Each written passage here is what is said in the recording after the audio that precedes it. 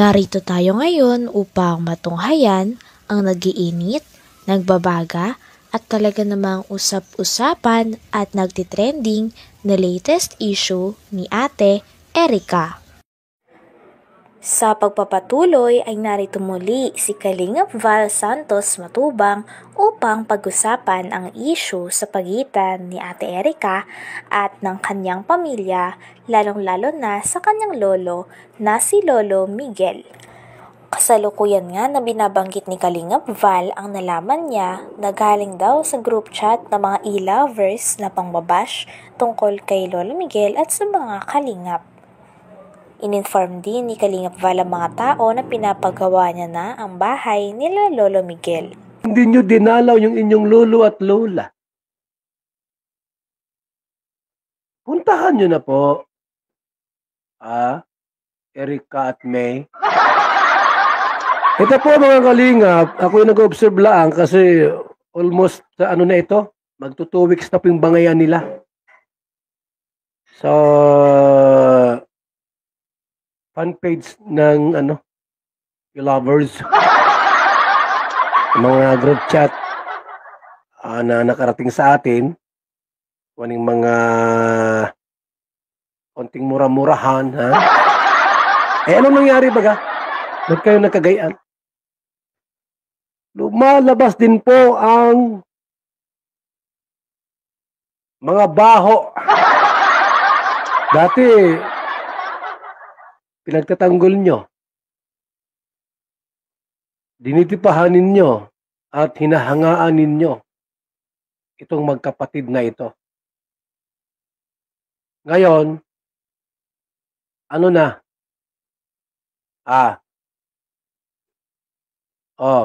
Sige. Magsalita kayo. Ano na ngayon ang nangyari doon sa magkapatid? Kung kayo kumampi sa kalingap, abay, maganda sana, di ba? Ngayon po yung bahay ni Lolo Miguel po ay pinapagawa na po natin. Ayan, kino-construct na po yung bahay ni Lolo Migs. At ginagawa na po yung bahay ni Lolo Miguel. Kaya yung matanda ay masaya. Masaya sila. Walang isyu. At talagang ang puso nila ay nababalot ng magandang loob. Itong si Lolo Miguel. Yung dalawa dyan, ang maganda niyong gawin po ay lumapit. Humingi ng tawad sa inyong lolo at sa inyong lola. Sapagkat Grabe at makikita nga dito sa reaction video na pinapanood ni Kalingap Val na mayroon daw mga screenshots na nagkalat at mga nangyayari at kitang-kita nga dito at kumalat sa mga netizens ang pag-uusap ng mga e-lovers patungkol sa Kalingap at kay Lolo Miguel. Talagang napakalaki at napakainit nga ng balita na ito. Mga kalingap. Yan. Para doon sa mga bagong bukas, naka-tune in sa ating pong programa, uulitin po natin. Muna. Si Ian Torres na admin ng e-lovers sa Orders fanpage ay may isiniwalat. Sa aming nakalap na impormasyon, di umano ang magkapatid na May at Erica ay may ginawa na namang kalokohan.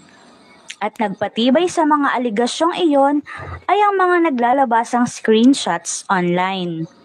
Noon, halos makipag-away ang nasabing admin sa ama ng kalingap na si Kuya Val sa pagtatanggol sa dalagang si Erica at kapatid nitong si May.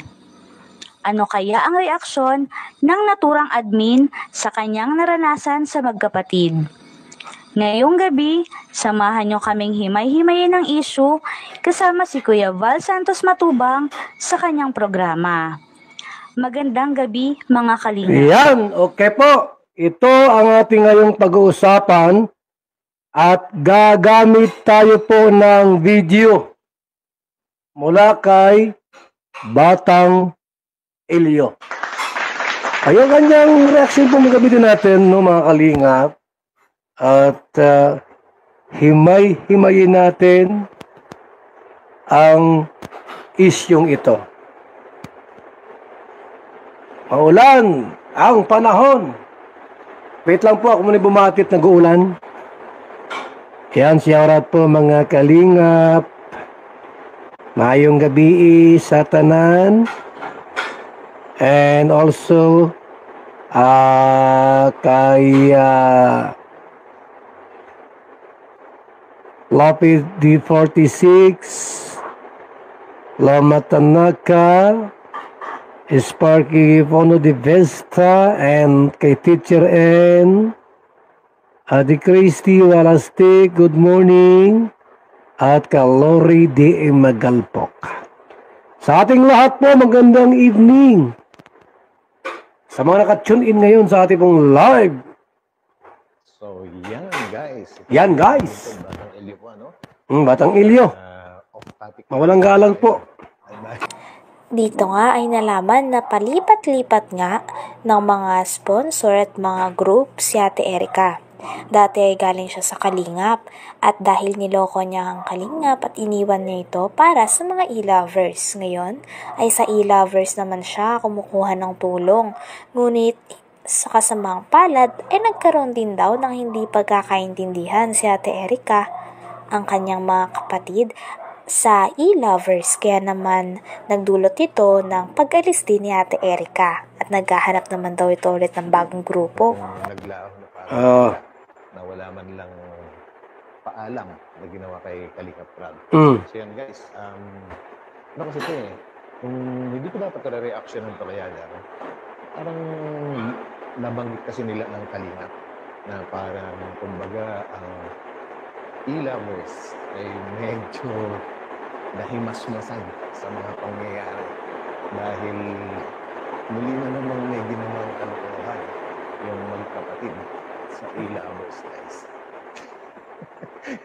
Medyo natatawa talaga ako kasi di ba dati itong admin ng e-lovers, sponsor na rin siguro ito, si Ian Torres, Tunyakaw Torres, halos makipag-away na dati kay Kalingap Rab yan.